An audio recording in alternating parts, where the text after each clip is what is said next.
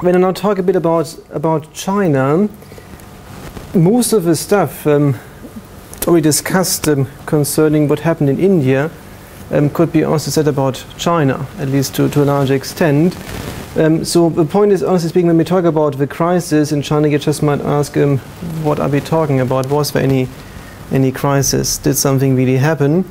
Because in fact, the Chinese banks were not really affected directly by the crisis. So there was nothing like, dependency on the subprime mortgages or whatever. There was nothing linked also to securitization of loans. Very, very conservative loan deposit ratios. Again, also in the region of below 75%. So in principle, there was actually no direct exposure. However, because of globalization and of course because of China's focus on exports and FDI, foreign direct investment, of course also China was affected. Exports actually declined for the first time, but not by much, by about 2% roughly. So it's not really that much, but compared to previous growth rates of 22% for a long period, of course it's quite significant. And exports account for roughly a third of China's GDP. So that is quite a big chunk. So any change here, of course, has certainly an impact. Now, based on estimates, the impact was roughly 3% of GDP growth, driven by declining exports in China. So that is quite a big chunk. Of course, China reacted very, very quickly because of deep pockets and significant reserves. It was not really a big deal. So what they did is they just introduced a fiscal stimulus package, volume roughly 12–13% of GDP over a 2-year period. This was actually the central government that introduced that, about 4 trillion yuan. Apart from the 4 trillion yuan, there was also another package actually done by the local authorities, about 14 trillion yuan. This is actually mainly then financed by commercial loans, and it's not really money they put. It's actually they actually support lending by commercial banks for various projects. Focus here, infrastructure investment, most of it. So there was a significant fiscal stimulus, and also monetary policy was quite loose. And hence, of course, there was an impact on GDP, on growth rates. There was a slowdown, but actually right now it doesn't look too bad, at least in the short run.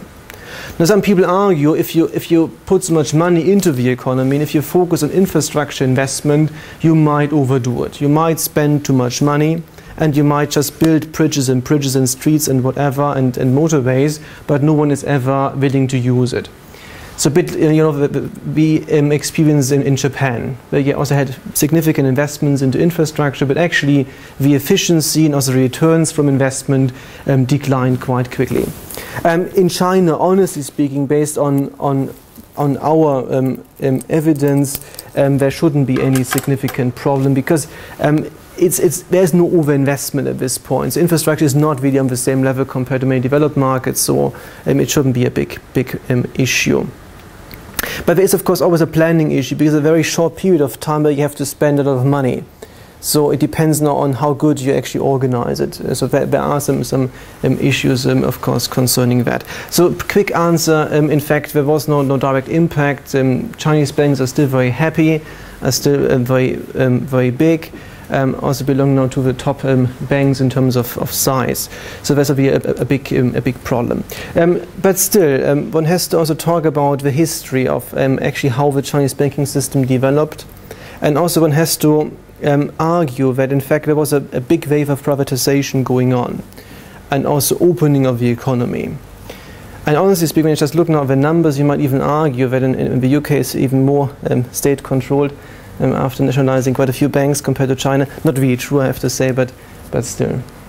Just one additional figure. After the stimulus package, China's debt position is still very, very fine. We talk about 20% of GDP in debt. Now, this is not really a big problem, is it? So we are in a very different economy, very different situation here. I will talk mainly about the banking system, talk a bit about regulation here. I assume you're not really bankers. So I assume you don't know much about banking. I might be wrong. So I don't torture you too much using some fancy ratios or whatever. I worked myself a bit in banking before, so yeah, you adopted a certain language, I guess. I will also talk a bit about governance, corporate governance in China, because actually also there is a lot of movement, again with a link between banking and governance to some extent. I will also highlight some issues, and then I talk about foreign banks in China, which might be interesting also when we discuss then investment opportunities. And in fact, nowadays it's possible to enter the market, especially since 2006. There are no restrictions, so you can enter the banking market, you can do business in China, you can have deposits from locals, whatever, no problem. I will talk about some issues there. This is not yet based on a perfect paper. It's just now a couple of ideas, so not 100% researched, but it will be a paper quite soon. And my friend Lei Gao, who works at Nanying University, and we work on that. So also your comments are more than welcome, because it might also shape the paper quite a bit. So let's just talk quickly about why do we really care about China. Of course, China is exciting, very nice food, very exciting culture, but finally it's all about business, isn't it? Now, what I show you here is a bit about FDI inflow data. Just to get it started, this is in the 1970s, FDI inflows, foreign direct investment worldwide. What you see is Asia in total attracts 8% of FDI inflows. Look at the same chart in 2006. All of a sudden, Asia attracts 22% of FDI inflows. At this point in time, when you read the academic literature, people always argue the next big region to develop is, you guessed it, Africa and Latin America. They were of course completely wrong, and Asia developed much faster. And yeah, here we are, 22% of FDI inflows. Interestingly, when you look at developed markets, Europe, North America, the share almost remained the same. So there didn't happen any significant change. There was a kind of a shift of attention, certainly now towards Asia and China in specific.